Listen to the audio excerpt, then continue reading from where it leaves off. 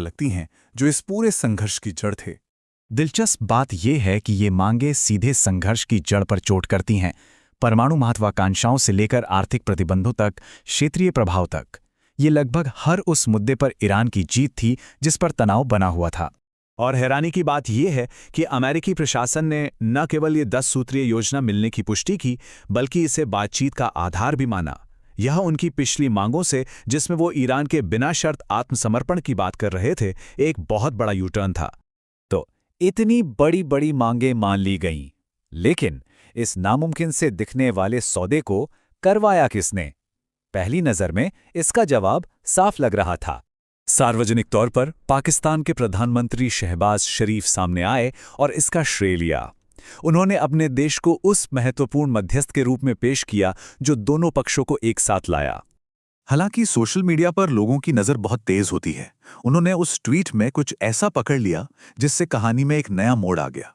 कहानी में मोड़ यहाँ आता है, जो ओरिजिनल ट्वीट था जिसे बाद में एडिट किया गया, उसमें एक लाइन थी जिससे पता चलता था कि ये एक स्क्रिप्ट थी जो प्रधानमंत्री को भेजी गई थी, न कि उनकी तरफ से। इसने तुरंत अटकलों को हवा दी कि उनकी भूमिका वास्तव में अमेरिका द्वारा निर्देशित थी। रिपोर्ट्स एक अलग कहानी बताती हैं कि पर्दे के पीछे असली मध्यस्थ चीन था, जिसने इस समझौते को करवाने के लिए ईरान पर अपने प्रभाव का इस्तेमाल किया। एक सौदा तो हो गया था, लेकिन समझौते की स्याही सूखी भी नहीं थी कि इस नाजुक शांति में बड़ी दरारें दिखने लगीं। और ये हमें आखिरी और सबसे अहम सवाल पर लाता है, क्या ये एक स्थायी शांति की शुरुआत है या सिर्फ एक अस्थायी विराम? दो बड़ी बाधाएं बताती हैं कि शायद ये दूसरा वाला विकल्प हो सकता है। पहली समस्या तो लगभग तुरंत ही सामने आ गई, और वो भी क्षेत्र में अमेरिका के एक प्रमुख सहयोगी की तरफ से।